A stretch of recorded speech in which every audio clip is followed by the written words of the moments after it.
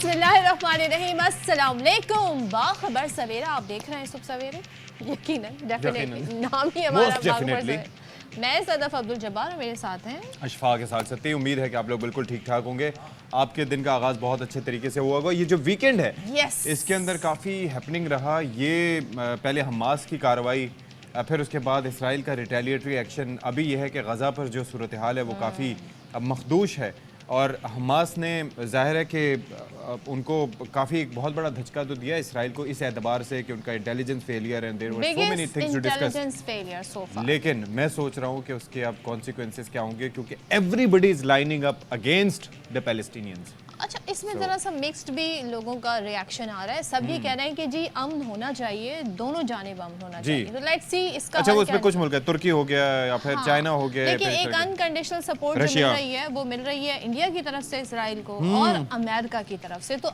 लोग इसको भी क्रिटिसाइज कर रहे हैं। गांधी जी वो तो तस्करा किया करते थे कश्मीर, उसकी फलस्तीन कॉज की बात करते थे, लेकिन with the passage of time, along with the time ये सारी चीजें तब्दील हो गई हैं। And now they are the biggest supporters of Israel. Because वो उन्हें सूट करता है। अच्छा, लेकिन कल एक मैच भी हुआ, वो इंडिया का पहला मैच था और ऑस्ट्रेलिया को हरा दिया 6 विकेट से। तो ऑस्ट्रेलिया ने बड़ा ही मायूस किया भाई। Mitch Marsh 199 run. Mitchell Marsh आपने विराट कोहली का कैच क्यों छोड़ा भाई? आखिर क्यों छोड़ा? जब 3 विकेटें गिर चुकी थी, चौथी गिरने वाली थी, आप भागते हुए आए, कीपर भी कैच कर सकता था। You know, catches win the matches. तो बस ये है कि मगर ये हो ना सका, लेकिन अब ये होगा कि हम टॉप स्टोरीज की तरफ बढ़ेंगे। क्या बात, क्या बात।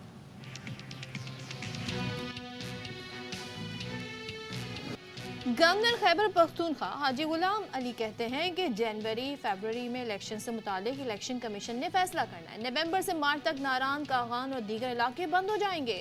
बर्फबारी वाले इलाकों में इलेक्शन से मुतालिक रास्ता निकालना होगा। और मुंह की सफाई को नज़रअंदाज करना महंगा पड़ सकता है। मुंह के अंदर मौजूद बैक्टीरिया दिल, जिगर और गुर्दे की बीमारियों का सबब बन सकते हैं।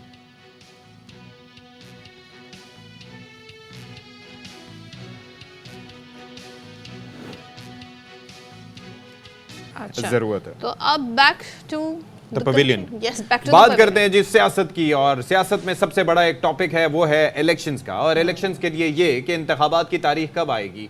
इंतखाबात की तारीख के लिए हफ्ता तो बता दिया गया है, लेकिन दिन नहीं बताया गया। ऐसा ही है सदर। इतनी एनर्जेटिक आप सुबह सवेरे सियासी खबरें आपने शुरू में भारत का तस्करा किया था ना, तो वहां पर इसी तरह से बोला जाता है। पाकिस्तान क्या कर रहा है इस मौके पे, पाकिस्तान की जनता क्या कर रही है। तो हम ये कह रहे हैं कि पाकिस्तान में इलेक्शन कमीशन क्या सोच रहा है और सियासी जमातें। अच्छा, बड़ी इंटरेस्टिंग बात ये है, व्हाटएवर जो मेरी अपनी 2 सेंट है, जो मैं ऑब्जर्वेशन मेरी है, माय गॉड, कि पूरा डॉलर दें। मतलब पूरा डॉलर नहीं है मेरे पास।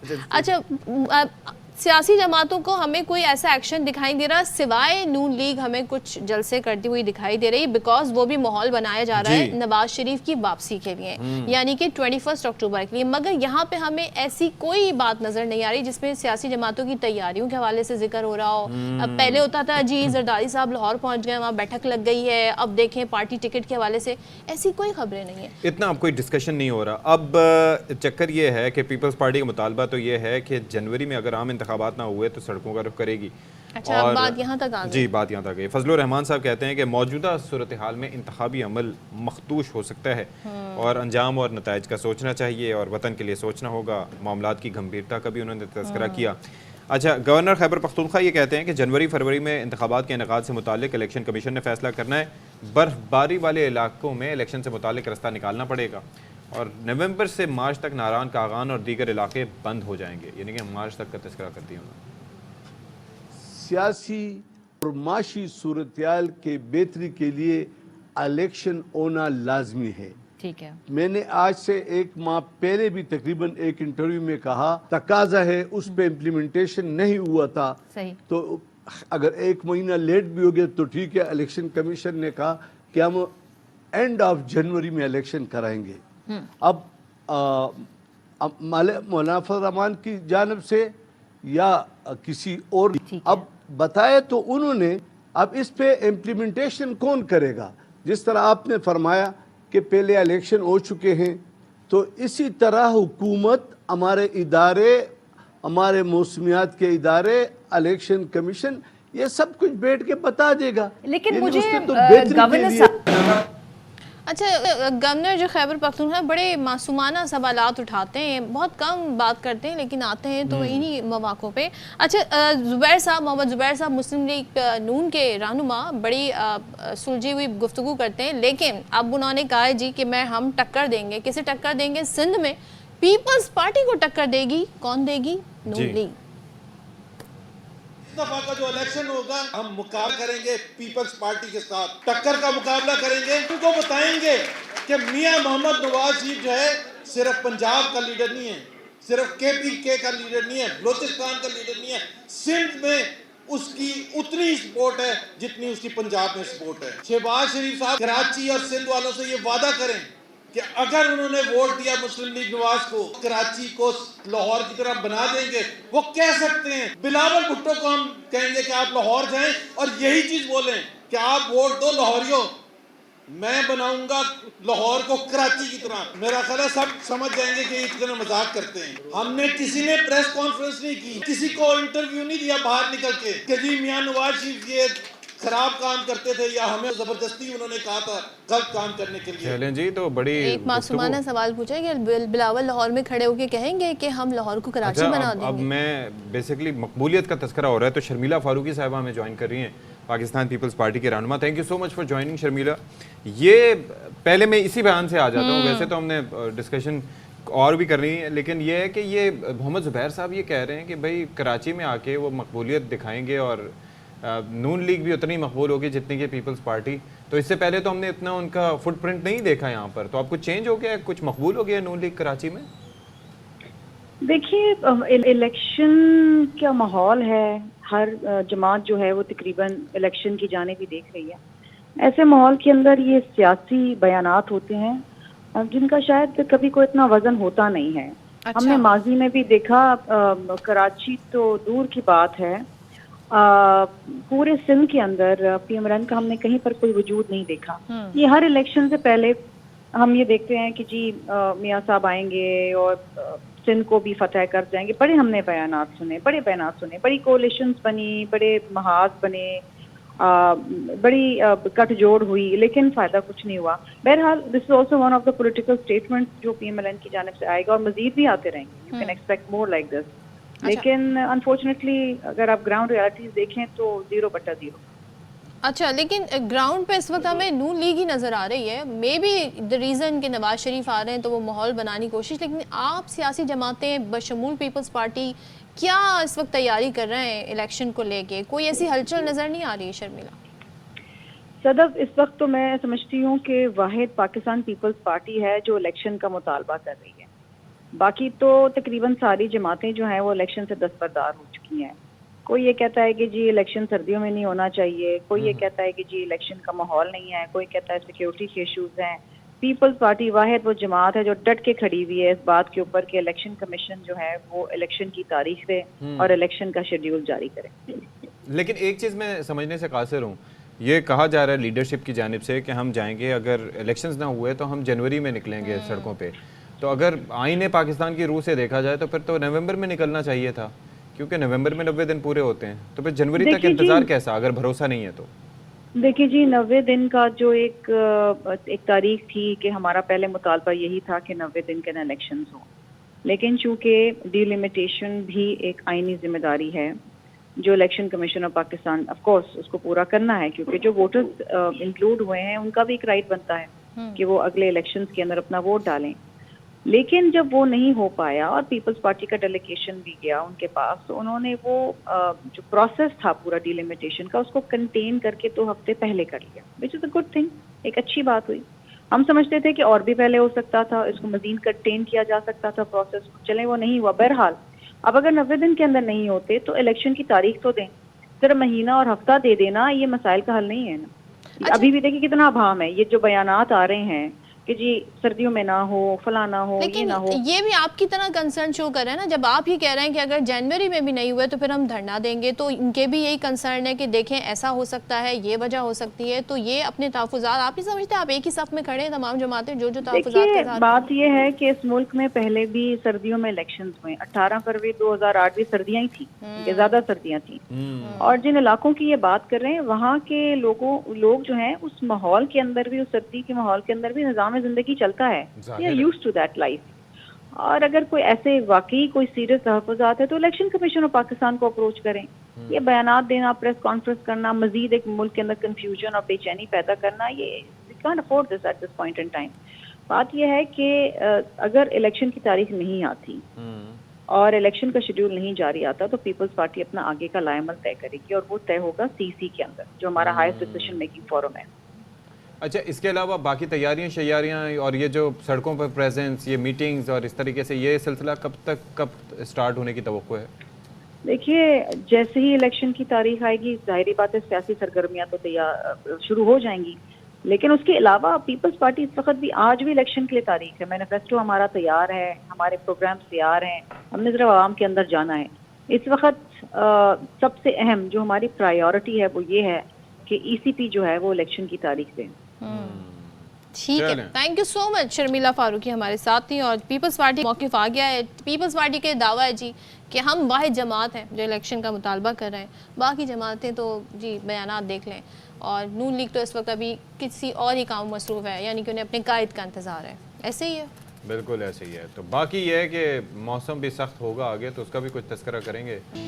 Welcome back once again. और आपको बता दें जी एक बार फिर से सुप्रीम कोर्ट में प्रैक्टिस इन प्रोसीजर केस की समाअत हो रही है और उसके मनाज़िर इस वक्त आप बराह रास्त देख रहे हैं। Article 137 for subservient to the provisions of the Constitution. All that these mean is that where the Constitution creates a specific bar to the exercise of such executive or legislative authority or provides a different manner for such exercise, then the authority must either not be exercised at all or exercised in such manner as the Constitution permits. It does not mean that provision prefaced with such words is a subordinate constitutional provision. It also cannot mean once the province has devolved certain powers on the local, its legislative executive is faced by the local government. So basically it is a restrictive thing and says that it's a bar, not a enabling provision for legislation.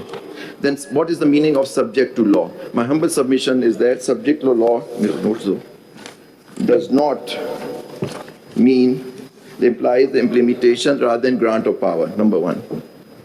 It doesn't imply, it implies implementation rather than grant of power. If rule-making power is made subject to legislation, sir, then the rule-making power of Supreme Court will become functus officio.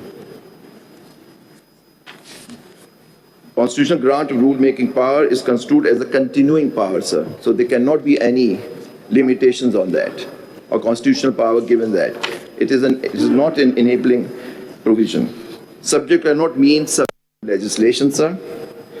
Its subject law is interpreted as Supreme Court's rule-making power are subject to then, that would be a grave violation of independence and separation of powers doctrine, sir. Subject of means substantive law. Subject to law means substantive law as distinguished from pleading and practice. Substantive law includes much more than legislation. It includes common law. Subject to law means power as to practice must not invade the field of substantive law. So there has to be something existing. It cannot invade the field of substantive law. But it does not give them the power to legislate, sir.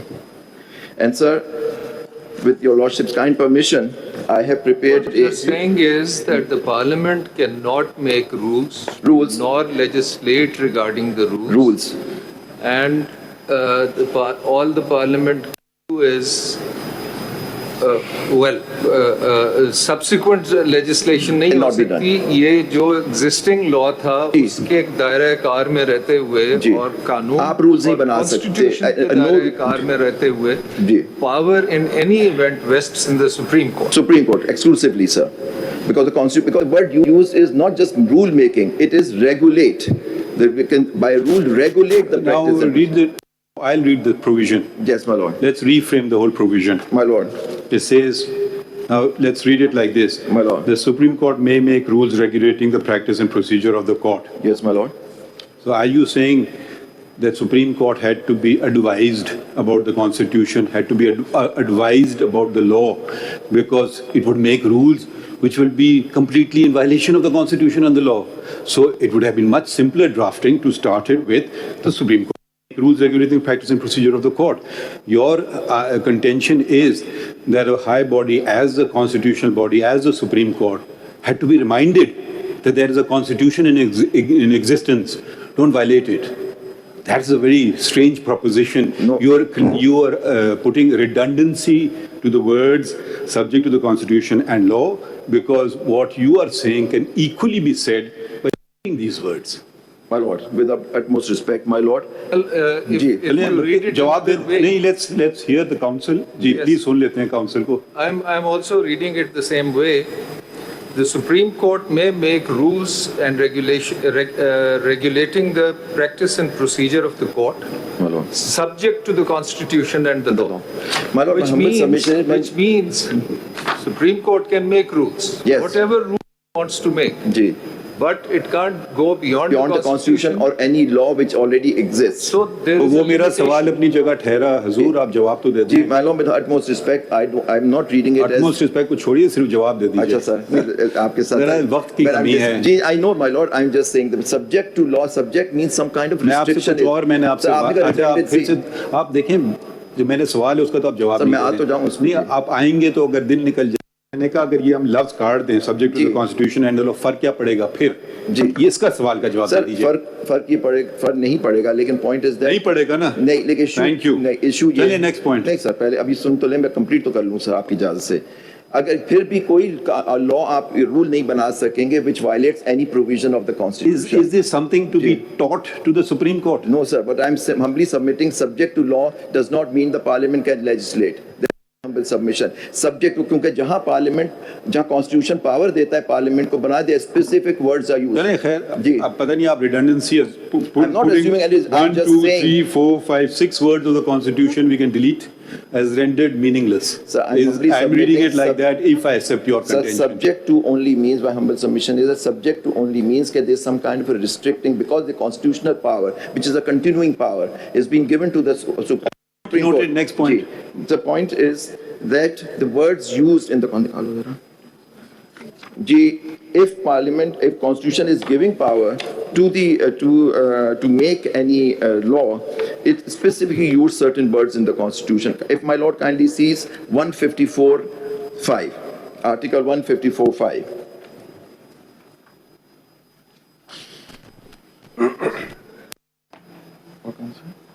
Next page.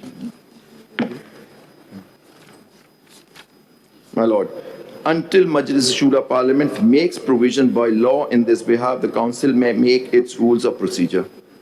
These are the words. Then Article 6.3, my Lord, if my Lord kindly sees Article 6.3. Article 6.3 or 63? 6.3. Article 6, subclause 3. I see him. Yeah. 6. Article 6. Majlis shall by law. Article 6, my Lord. Ji.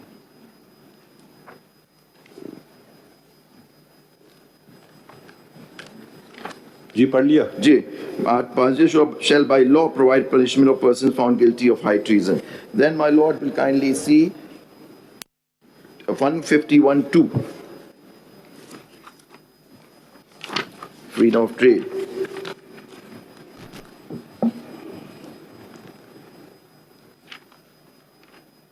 And my Lord also reads 150, subject to clause 2, trade, commerce, intercourse throughout Pakistan shall be. Majlis-e-Shura may by law impose such restrictions. May by law. Again, sir. Then my Lord, what is the point you're making? I'm making- You're just citing provisions. my Lord, if the word in the 191 was the Parliament can make law, these kind of expressions as provided in the Constitution would have been used, my Lord. My humble submission is that when the Constitution is giving the legislature a power to enact a law, then specifically words are used in the part. Mr. Zubairi, there's another question. My Lord. Once the rule-making power has been exercised My Lord.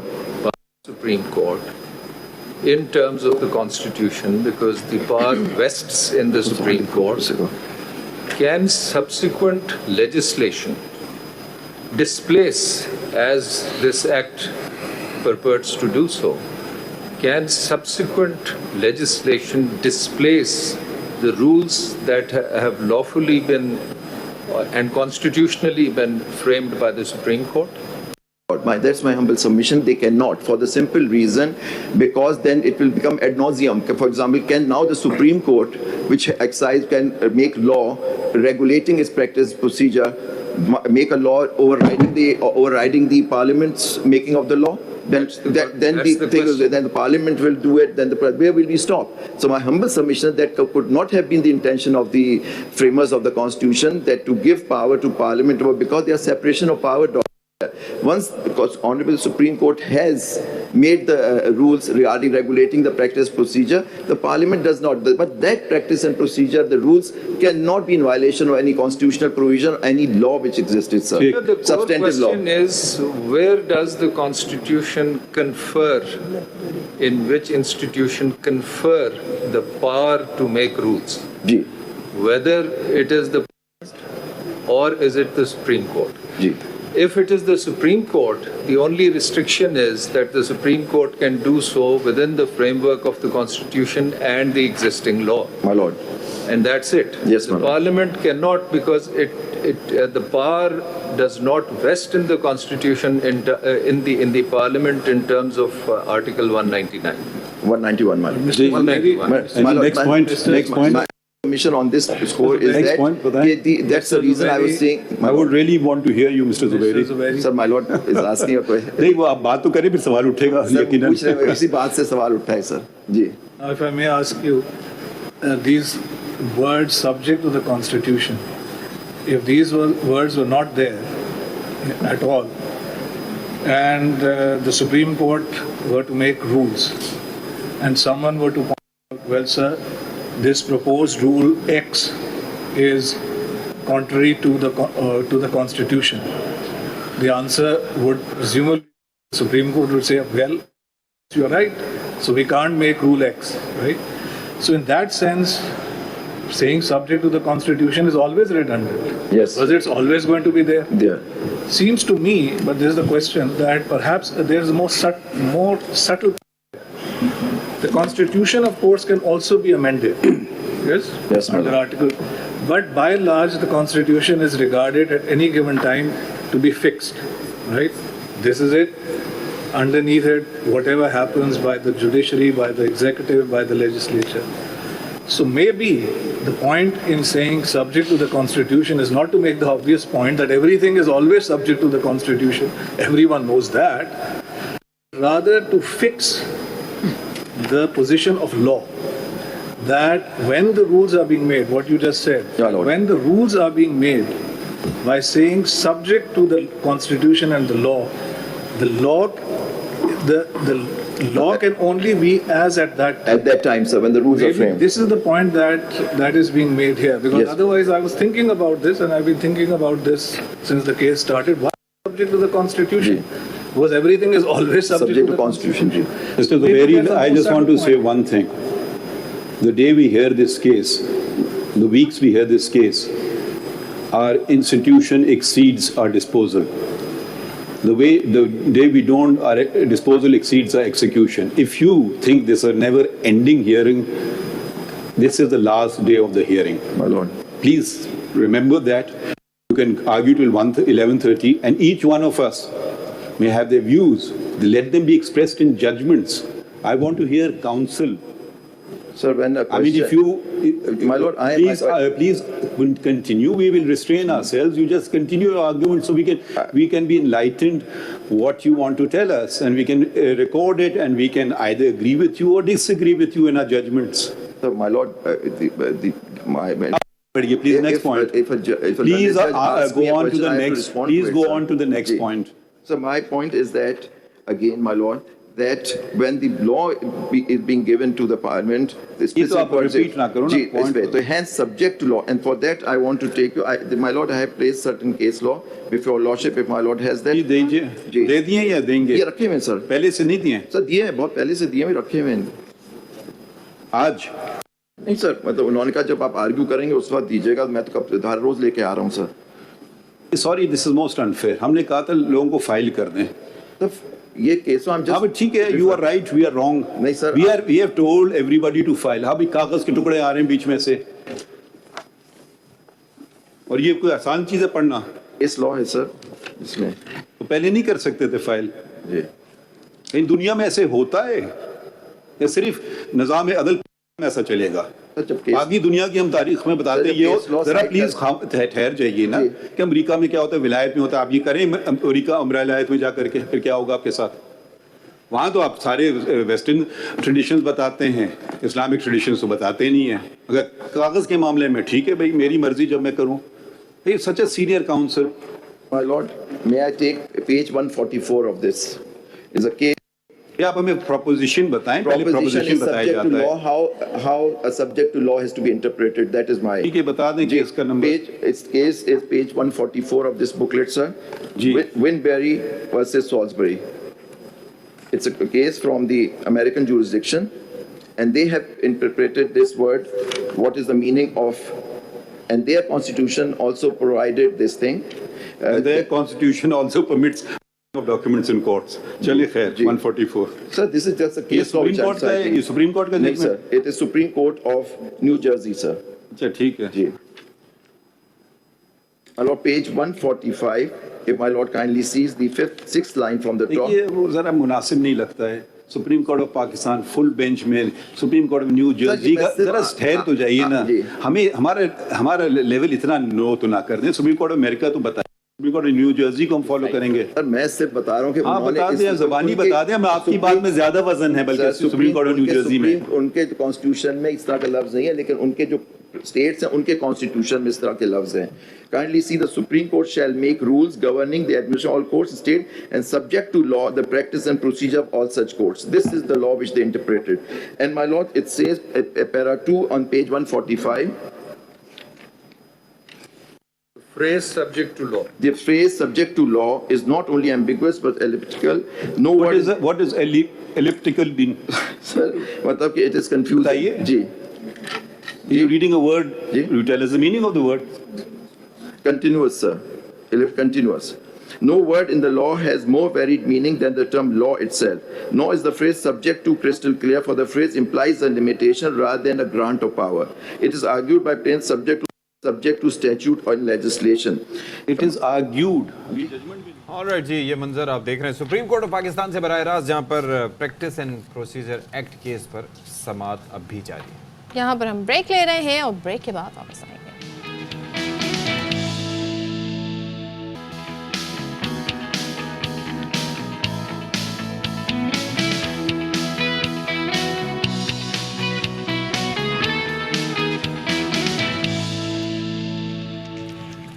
ख़वातीन हज़रात, एक बार फिर से आप सबका खैर मकदम है। Programme है बाखबर सवेरा। अच्छा। और आपकी टेलीविजन स्क्रीन पर हम आपसे मुखातिब हैं, कम्युनिकेट कर रहे हैं और अपने दिन का आगाज़ आपके ज़रिए कर चुके हैं, और आपका दिन हम चाहते हैं कि हमारी वजह से बहुत अच्छा हो।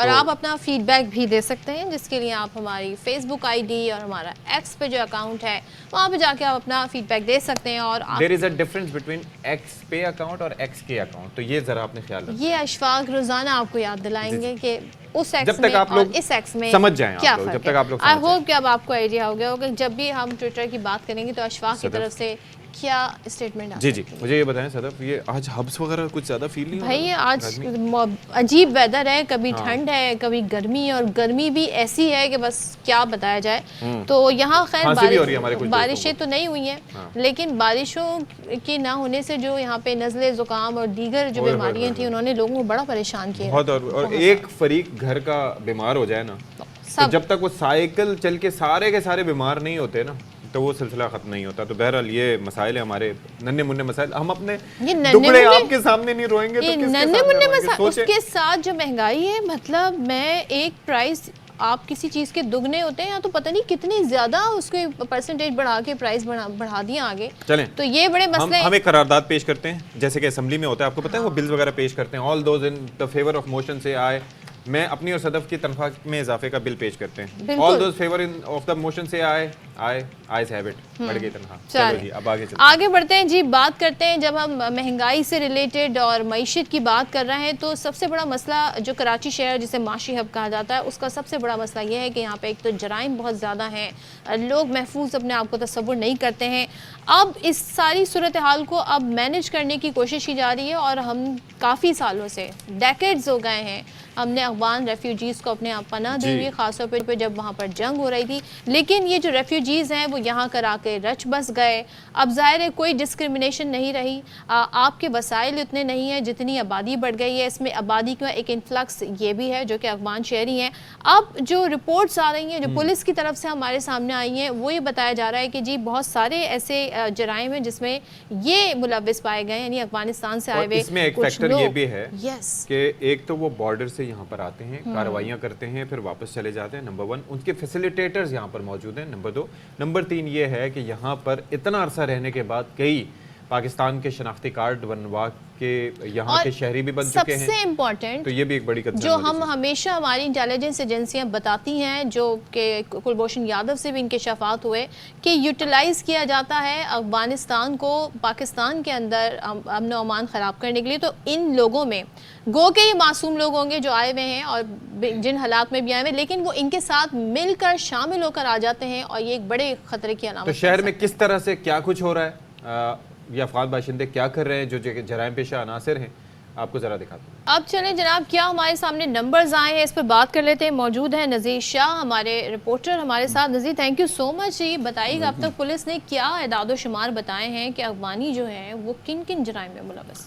देखें, जो अफगान शहरी एक तो वो हैं जो बाकायदा जिनके नारा के कार्ड हैं और लीगल तरीके से हुए, लेकिन उनकी तादाद आटे में नमक के बराबर है। जो गैर कानूनी तौर पर मुकीम, जो न सिर्फ उसके अंदर अफगान शहरी बल्कि दीगर ममालिक के भी लोग शामिल हैं, लेकिन जो बहुत बड़ी तादाद है जो लाखों में, जो अनकाउंटेबल है। इवन के आपके IG भी कहते हैं कि उनकी तादाद जो है आपको नहीं पता कि उनकी तादाद है कितनी, क्योंकि ये डेली बेसिस पर अफ़गानिस्तान से आ रहे होते हैं और वहाँ से यहाँ से वापस जा रहे होते हैं।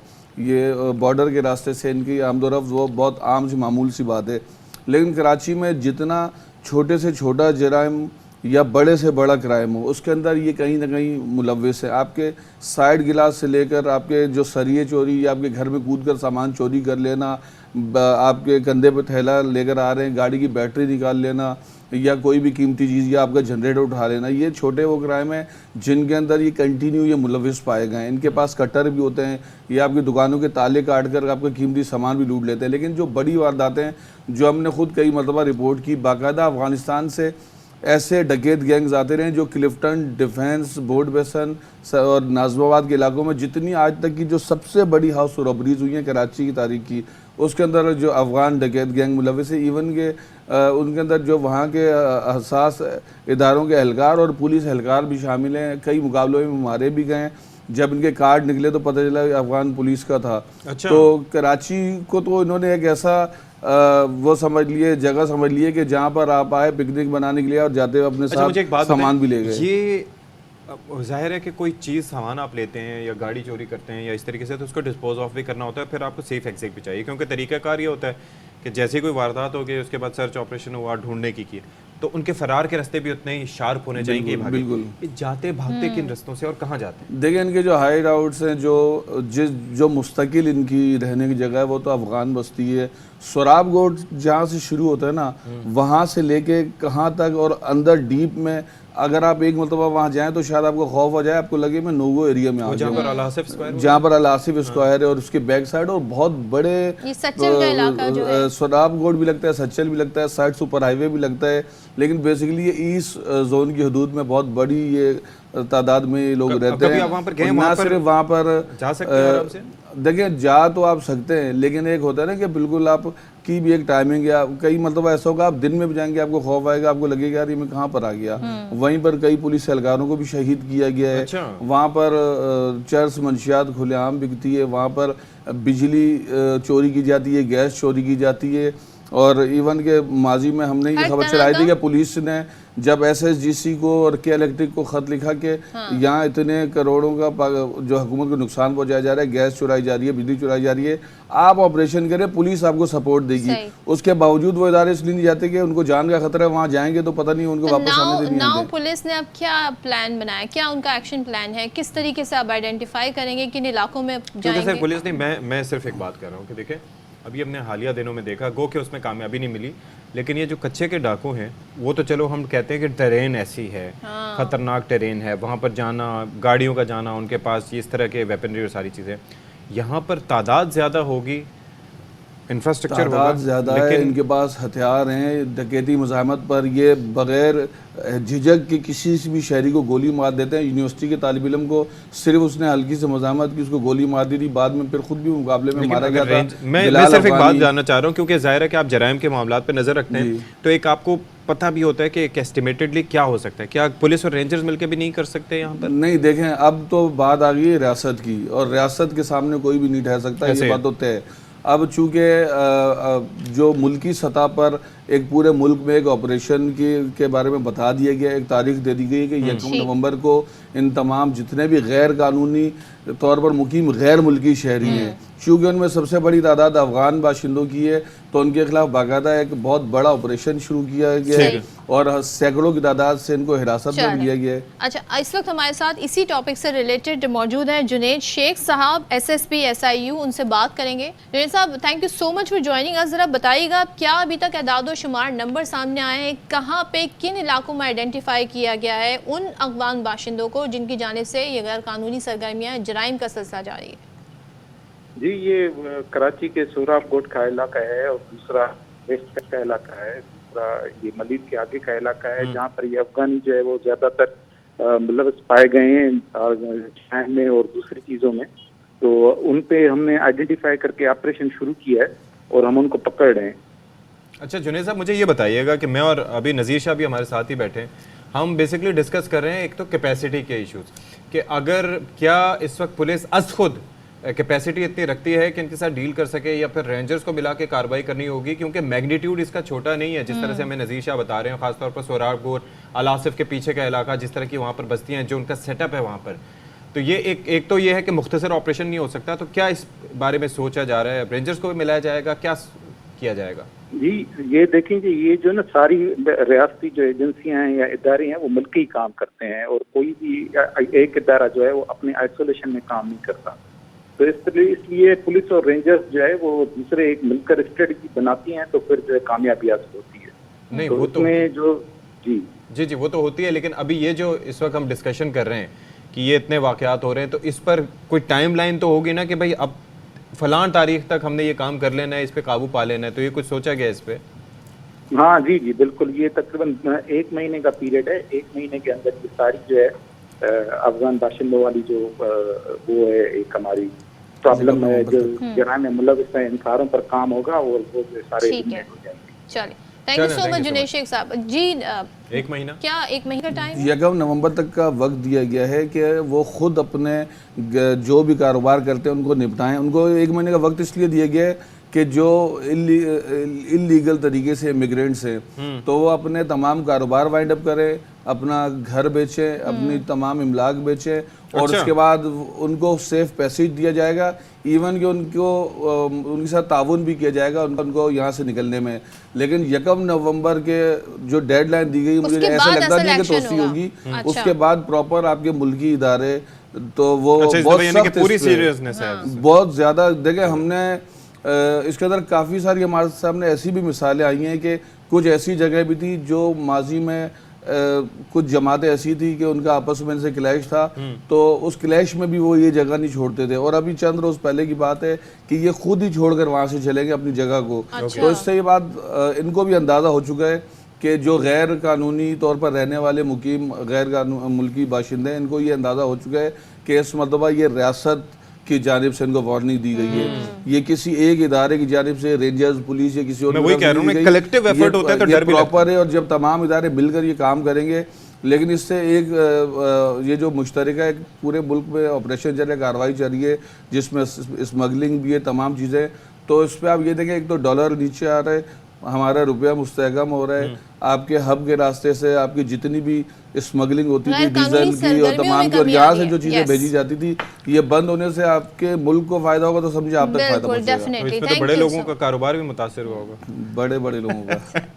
थैंक यू नज़ीर, बहुत शुक्रिया आपका। और ज़ाहिर देखते हैं जी, डेडलाइन पूरी होती है, उसके बाद एक्शन हमें किस तरह का। अच्छा जी, एक ब्रेकिंग न्यूज़ यहाँ पर हमारे पास है, वो देते चलेंगे। ऑफिशियल सीक्रेट एक्ट के तहत कायम खुसूसी अदालत में साइफर केस के समात मुल्ज़मान में चालान की नकूल तकसीम कर दी गई। 17 अक्टूबर को फर्दे जुर्म आयद होगी। बाबर मलिक हमें मज़ीद तफसीलात दे रहे हैं। जी बाबर,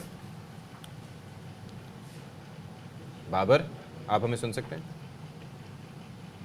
बाबर तक हम रब्ता करने की दोबारा कोशिश करेंगे। तो ये जो ऑफिशियल सीक्रेट एक्ट है, इसके तहत कायम खुसूसी अदालत में साइफर केस की समाअत रावलपिंडी में हो रही है, यानी वहाँ की जो बेंच अदालत है। तो बाबर मलिक से डिटेल जान लेते हैं। बाबर, बताइएगा क्या अभी तक समाअत का अहवाल है? देखिए, ऑफिशियल सीक्रेट एक्ट की खुसूसी अदालत के जज अबू हसनात मोहम्मद जुल्करनैन की अदालत ने आज जेल ट्रायल को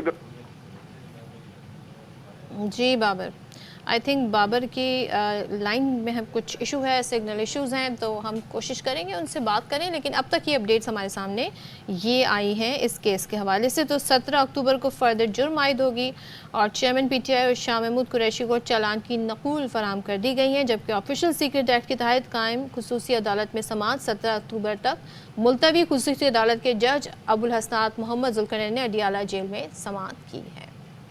चले जी, अब बात करते हैं क्रिकेट वर्ल्ड कप की, जो भारत में हो रहा है और मैचेस रोजाना की बुनियाद पर हो रहे हैं। और कल तो भारत ने पहला मैच खेला ऑस्ट्रेलिया के खिलाफ। पीछे मंजर है, ओहो, ये मंजर आप देखें जी, तमाम मुमालिक के झंडे हैं और ट्रॉफी है, जो ये ट्रॉफी भी बड़ी खूबसूरत है। अच्छा जी, मेजबान भारत ने ऑस्ट्रेलिया को हरा दिया, 6 विकेट से हरा दिया। लेकिन मुझे ताज्जुब हुआ, ऑस्ट्रेलिया ऐसी स्ट्रॉन्ग टीम मानी जाती थी अशफाक, 199 रन बनाए। अच्छा, मैं आपको एक बात बताऊं कि 199 ये जो विकेट है ना, ये बेसिकली स्पिनर्स के लिए उन्होंने बनाई है। तो और क्या इंडिया जो मैच खेलेगा उसमें सब में यही पिच होगी? मेरे ख्याल में यही होगी। और आप ये देखें कि उसके अंदर उनके किस तरीके से यादव ने किस तरीके से जबरदस्त बॉलिंग की, फिर अश्विन 3 स्पिनर्स के साथ गए थे भाई, 30 ओवर्स यानी कि स्पिनर्स ने करवाने थे। हाँ।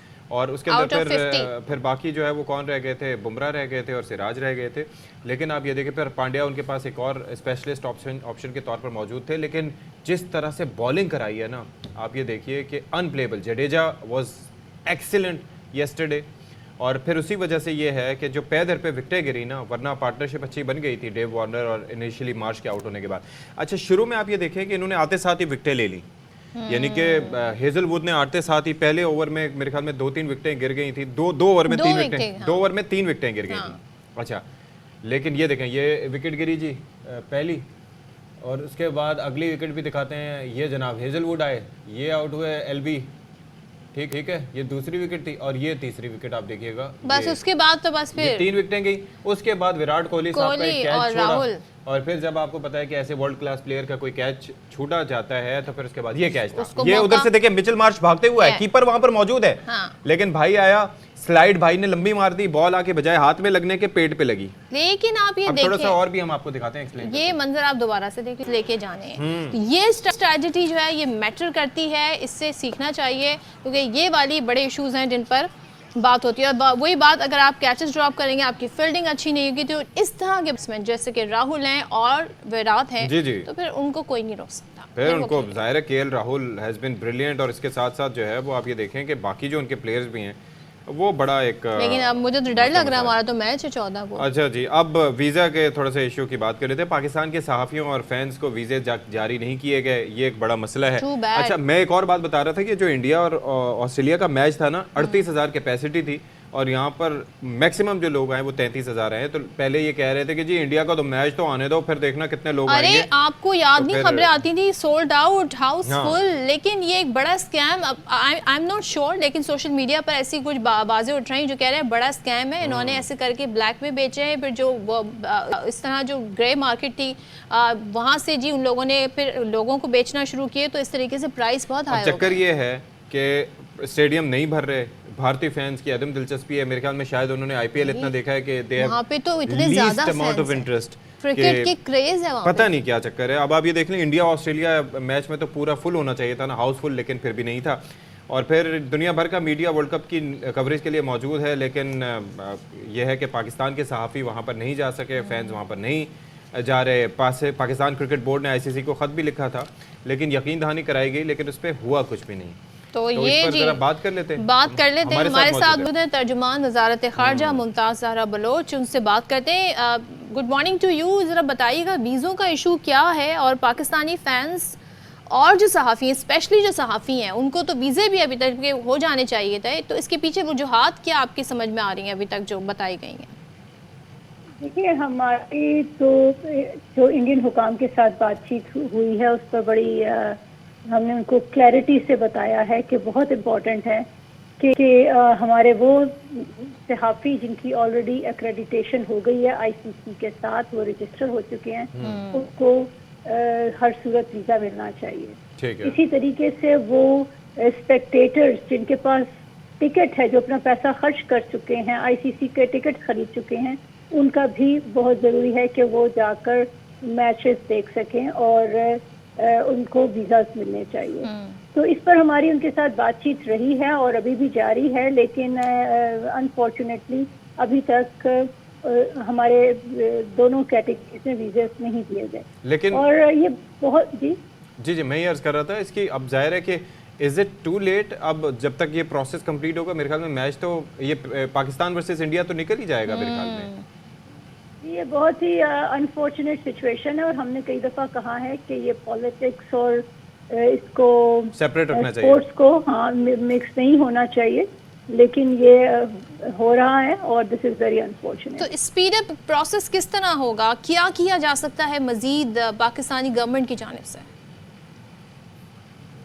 जी, हम उनके साथ बिल्कुल बातचीत कर रहे हैं, और आईसीसी के साथ भी पीसीबी ने ये इशू रेज किया हुआ है, और यही चीज़ है। और हमारे जो दोस्त ममालिक हैं, जो आईसीसी के रुकन ममालिक हैं, उनके साथ भी ये बातचीत हम कर रहे हैं।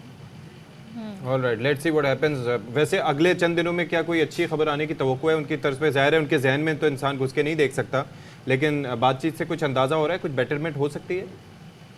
देखिए, अब हम प्रेडिक्ट नहीं कर सकते कि इंडिया की क्या सोच है और क्यों उन्होंने इतना डिले किया है और क्यों वीज़ास नहीं दे रहे हैं। और फिर जब आप एक इंटरनेशनल लेवल का एक टूर्नामेंट होस्ट करते हैं, तो इसलिए बहुत अहम है कि आप फिर अपनी जिम्मेदारियां भी पूरी करें, जो कि वो अभी नहीं कर रहे हैं। तो क्या दूसरी कंट्रीज के साथ भी यही इश्यूज हैं, या it is just specific with Pakistan? हमारे साथ खुसूसी मोहब्बत है ये। जी, अब हमारी इंफॉर्मेशन के मुताबिक सिर्फ पाकिस्तान के सहाफ़ियों को और स्पेक्टेटर्स को वीज़ा अभी तक नहीं मिले हैं। वैसे मैं तो ये कह रहा हूँ मुमताज़ साहिबा कि हमें शुक्र करना चाहिए कि प्लेयर्स को वीज़ा दे दिया आखिर में, वरना हो सकता है वर्ल्ड कप भी हमारे बगैर करवा देते। जो आसार लग रहे थे वो भी बड़ा कंसर्निंग था। जी, उसमें भी काफ़ी डिले हुआ। हमारी उनके साथ बातचीत रही, लेकिन हमें इस बात की खुशी है कि इस वक्त हमारी क्रिकेट टीम वर्ल्ड कप में पार्टिसिपेट कर रही है। शुक्र है। अच्छा, एक चीज़ मुझे ये बताइए कि अगर ये चीज़ गो अहेड मिल जाता है तो कितने पाकिस्तानी हैं एस्टिमेटेड जिन्होंने आपको अप्रोच किया है या जो वीज़ा के लिए अप्लाई करना चाह रहे हैं इंडियन और जाना चाह रहे हैं वहाँ पर? देखिए, जिन्होंने टिकट लिया है आईसीसी से लिया है, उसकी हमारे पास इंफॉर्मेशन नहीं है।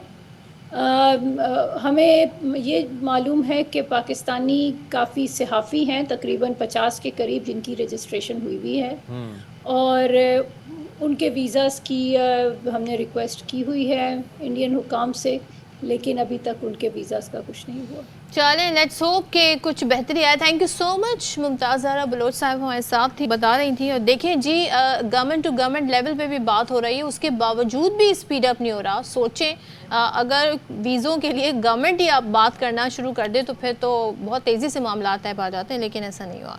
अच्छा जी। और क्या अब जनाब, ये एक और चीज़ में थोड़ा सा चाह रहा था, बड़े सिक्योरिटी के मसाइल बताए जा रहे हैं। कल कोई आ गया था फैन, जी जी, एक फैन आ गया था, दिखाए ना, विराट कोहली जब खेल रहे थे जी, तो वो फैन आ गया ऑस्ट्रेलिया भारत के मैच में, और ये देखें जी, फैन जो है उसको फिर बाहर ले जाया जा रहा है और जारू ग्राउंड में घुस आया, पूरा टीम इंडिया की जर्सी पहन के, फिर जारू पूरा बाकायदा तौर पर सिर्फ अपने जिसामत से अंदाजा हो रहा था कि he is not a player, because माशाल्लाह थोड़े से काफी हेल्दी थे। ऑस्ट्रेलियन प्लेयर की आपने हाइट्स देखी है? हाइट देखी है, डेविड तो नहीं वॉर्नर देखी को ना, आपने देखा है? तोंद देखी है उसकी?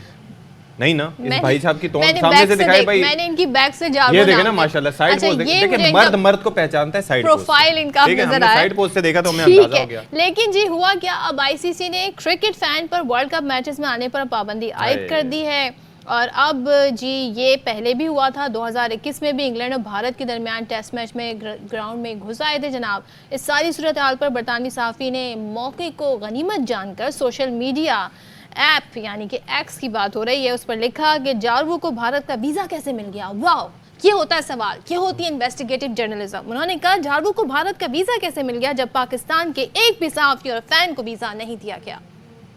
कितना valid point, hats off to you, very well, thank you so much. आपने हमारा मुद्दा लड़ा, हमारा केस उठाया। जारवू को वीजा मिल गया, हमें नहीं मिल रहा, उसको लोग जो है बाहर निकाल रहे हैं, वो सिक्योरिटी कंसर्न बन गया। 21 इंच का लियाकताबाद में बना हुआ टीवी आपका हुआ, ठीक है? हम एक ब्रेक ले। ये क्या था? ब्रेक ले। ये टीवी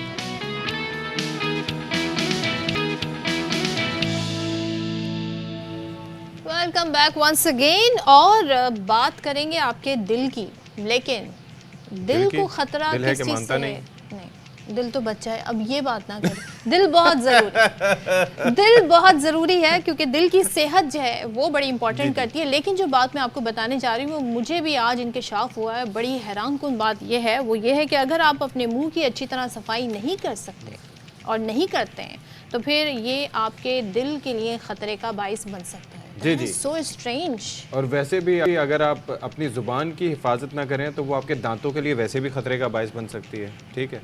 लेकिन प्रैक्टिकली स्पीकिंग, और वैसे अपने मुंह की हिफाजत तो वैसे भी करनी चाहिए, तो वो बड़ा एक इम्पॉर्टेंट काम है। और वैसे भी मैं अक्सर बात करता हूँ यहाँ पर टीवी पे बैठ के, तो मैं अक्सर एक चीज़ कहता हूँ कि सिर्फ दांतों की नहीं, ओरल हाइजीन, यानी कि पूरे मुंह की सफाई, जिसमें आपके मसूड़े भी शामिल हैं, फिर आपका अंदर का जो पूरी बक्कल कैविटी है, फिर उसके बाद दांत हैं, फिर बाकी सारी चीज़ें, ज़ुबान है। मुझे पहले लगता था यार इसका ताल्लुक आपके स्टमक से हो सकता है, लेकिन दिल से कैसे, ये बड़ा इंपॉर्टेंट फैक्टर है। साथ ही इस ऐसे कुछ बैक्टीरियाज हैं जो जिगर, गुर्दे और दिल की बीमारियों का बाइस बनते हैं, और मुंह के अंदर पाए जाने वाले जो जरासीम हैं, चाहे वो दांतों में, मसूड़ों, ज़बान, थूक समेत पूरे मुंह में फैल सकते हैं। तो ये इसकी सफाई कैसे की जाए, क्या भी रूटीन होनी चाहिए, सारी सूरत हाल पर हम बात करेंगे। हमारे साथ स्टूडियोज़ में गेस्ट मौजूद हैं और उनसे बात करते हैं। डेंटिस्ट डॉक्टर अब्दुल कादिर बलोच साहब, thank you so much sir for joining. कैसे हैं आप? ठीक ठाक हैं सर? बिल्कुल मैं ठीक ठाक हूँ, thank you, so nice of you. Always sir, always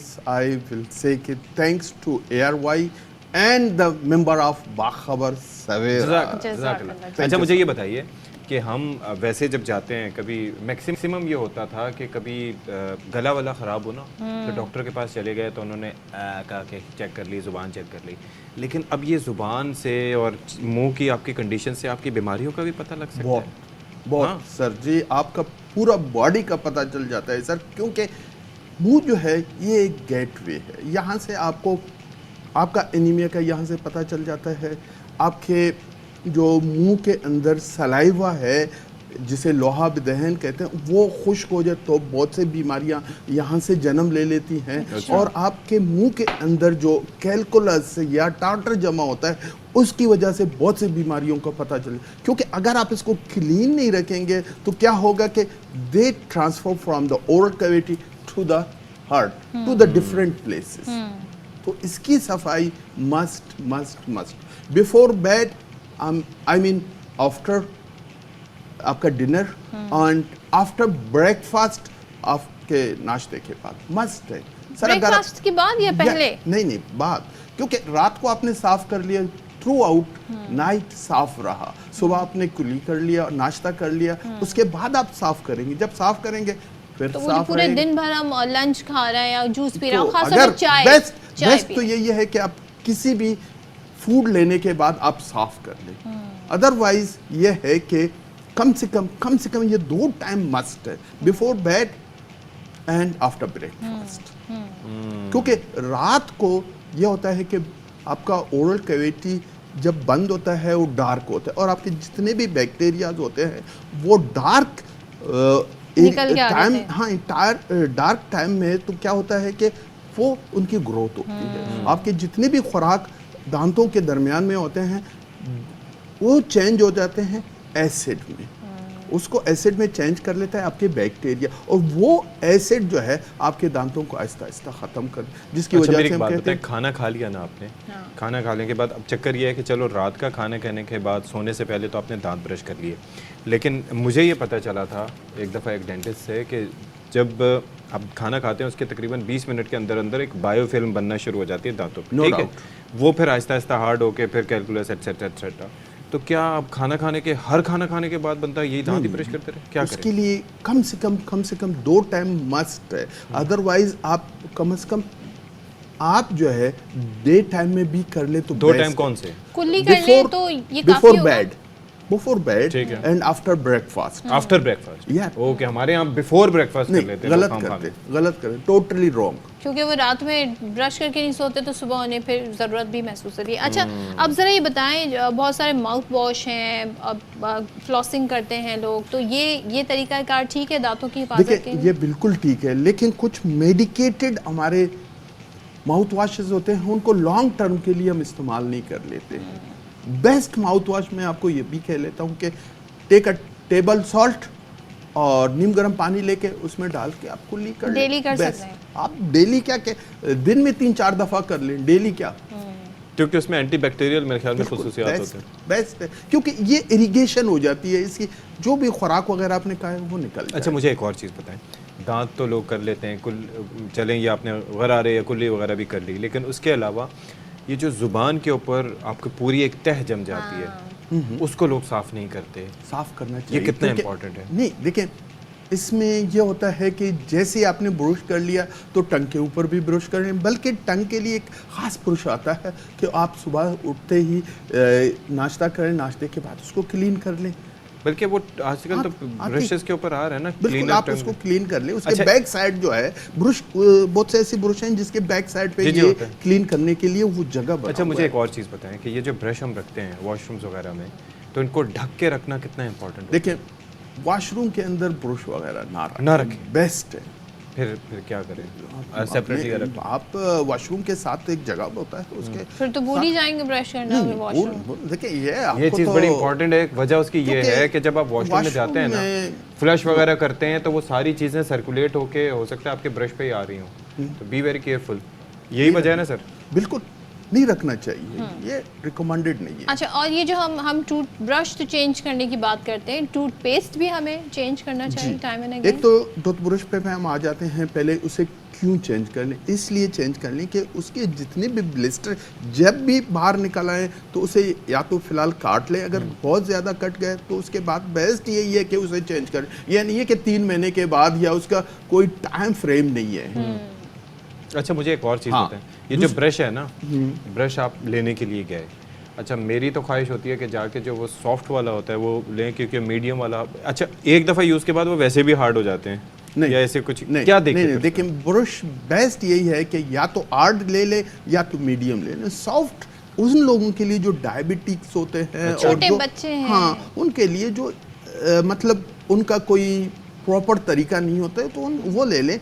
medium ले, मीडियम ले या हार्ड ले लें, क्योंकि क्लीन करना है। ये बेसिकली मैकेनिकल क्लीनिंग है। अच्छा, पेस्ट अगर ना भी ले लेंगे तो भी आप ब्रश से, टूथब्रश से आप क्लीन कर सकते हैं। चल ठीक है, thank you so much sir, thank you so much for being. तो एक ब्रेक लेते हैं जी, उम्मीद है आपको काफ़ी मुफीद मशवरे मिले होंगे। एक ब्रेक के बाद हाजिर होते हैं।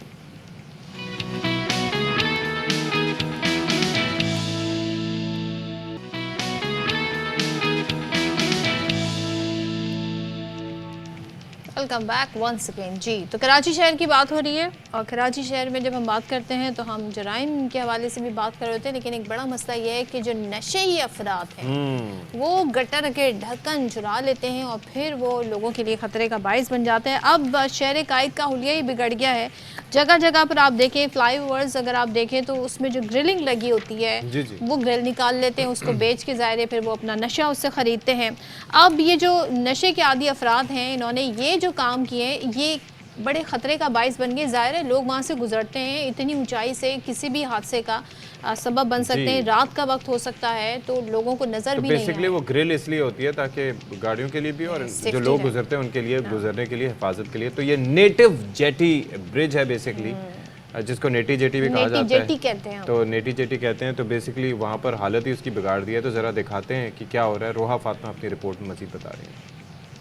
जी बिल्कुल, कराची में जहां चोरी और डकैती जैसी वारदातें दिन ब दिन बढ़ रही हैं तो वहीं मंशियात के आदी अफराद भी बलाई गुजरगाहों की साइड ग्रिल्स तक नहीं छोड़ रहे। मैं इस वक्त मौजूद हूँ कराची के नेटिव जेटी पुल पर, जहाँ की साइड ग्रिल्स मेरे अकब में आप देख सकते हैं कि ये बिल्कुल गायब हो चुकी है और जो इसका बकिया हिस्सा बाकी है वो भी आहिस्ता आहिस्ता गायब होने की सूरत हाल में है। आवाम का ये कहना था कि हम खुद ये देखते हैं कि रोजाना की बुनियाद पर एक्सीडेंट होते रहते हैं। ये सारा पुडरी लोग आता है वो इधर उधर चोरी करेगा, पुलिस सारा देख लेगा और कुछ भी नहीं मानता है। ये देखो सारा बस चोरी करते हैं, वो पाउडर पीता है बस। कोई लेके जा रहा है तो वो रोक क्यों नहीं रहे उनको? बार बार लगाते हैं, जाहिर है पैसा लगा रहे हैं, किसका? आवाम का ही तो पैसा जा रहा है। ना सिर्फ शेरशाह की जानिब वाले रोड पर साइड ग्रिल्स गायब हैं, बल्कि यहाँ से टावर की जानिब जाने वाला जो रोड है उसकी भी साइड ग्रिल्स आहिस्ता आहिस्ता गायब कर रहे हैं मंशियात के आदी अफराद। आवाम का यही कहना है कि आला हुक्मरान हैं, उनको जल्द अज जल्द इस पर एक्शन लेना चाहिए, क्योंकि गुज़िश्ता तकरीबन 6 महीने से जो है वो ऐसी ही सूरत हाल देखने में आ रही है। जी देखा आपने, ये शहर कायद का हाल है और ये शहर कायद का हुलिया है। तो यहाँ पे हम ज़ाहिर है अब इस पर गिलाई कर सकते हैं, हम इस पर ये इशूज़ उठा सकते हैं जो कि हम अपने प्लेटफॉर्म से उठाते रहते हैं, ताकि इस पर भी जिन कंसर्न लोग हैं वो एक्शन लें। अब दौरे जदीद में हम रह रहे हैं, बड़ा आसान है, यूं आप व्हाट्सएप करें, सेकंड्स में आपका मैसेज पहुंच जाएगा। ईमेल करें जी, आप ट्वीट कर दें, पूरी दुनिया में आपकी ट्वीट चली जाएगी और सब पढ़ लेंगे। लेकिन फिर भी खत लिखने का अपना ही मजा है। लेकिन एक ज़माना था अशफाक जब पैगाम रसानी बड़ा मुश्किल काम था जी। यानी पहले तो आपको याद है जो हम पुरानी फिल्में देखते हैं मुगलिया दौर की, उसमें बताते हैं जी एक पैगाम रसा होता था, वो घोड़े पे बैठता था, वो कुट कुट कुट करके जाता था, फिर उस इलाके में किसी को देता था, फिर वो पास करता था। लेकिन जो असल डाक का सिस्टम शुरू हुआ वो आहिस्ता आहिस्ता फिर बाकायदा तौर पे एस्टेब्लिश हुआ। Why are you laughing? वो घुड़सवार कैसे जाता था? टुक टुक टुक टुक टुक टुक टुक टुक करके। तो बहरहाल अच्छा बात ये है कि कबूतर वाला सिलसिला भी खत भिजवाने के लिए इस्तेमाल किया गया, जो इश्किया खतूत होते थे। और फिर अच्छा इश्किया खतूत रिलेटेड टू कबूतर पता नहीं, सीरियस खत भी जा सकते हैं, सीरियस भी जाते होंगे पता नहीं, लेकिन जाहिर है हमने फिल्मों में जो देखा होता है। जल्दी से बता। तो पाकिस्तान समेत दुनिया भर में आज वर्ल्ड पोस्ट डे बनाया जा रहा है और इसी हिसाब से हम देख रहे हैं कि 9 अक्टूबर 1874 को आलमी सतह पर यूनिवर्सल पोस्टल यूनियन का क़याम भी अमल में लाया गया। अच्छा, और वर्ल्ड पोस्ट डे को मनाने का मकसद ये है कि आवाम में डाक के निज़ाम और उसकी खदमात से मुतालिक शऊर और आगाही पैदा करना है। ज़माने की रफ्तार के साथ चलते हुए पाकिस्तान पोस्ट ने भी courier services, same day delivery और इंटरनेशनल कोरियर की सहूलियात सोचे। पहले तो महीने लग जाते थे आपको आपका खत मिलते हुए, फिर उसका जवाब जब आप लिखते थे, तो ये सारी सूरत हाल है। चलें अच्छा जी, अब हम आप बताते हैं सर्दी आ नहीं रही, सर्दी आ गई है। कहाँ पर आ गई है? पाकिस्तान के जो बालाई इलाके हैं वहाँ पर बर्फबारी का सिलसिला शुरू हो गया। ऐसे ही मनाजिर स्वात की वादी के हैं जहाँ बर्फबारी ने मौसम को इंतहाई दिलफरेब बना दिया है। तो देखते हैं जी शहजाद आलम की रिपोर्ट में। क्या बात है जी, स्वात की इस वादी की कितनी खूबसूरत है। और देखें सर्दी बर्फबारी, यहाँ हाल देखें, गर्मी गर्मी गर्मी, इतने पैसों में इतना ही मिलेगा। तो आपसे इजाज़त लेते हैं, अपना ख्याल रखिएगा, हमारा भी ख्याल रखिएगा, अल्लाह खुश रहें अपने खर्चे पे। अल्लाह।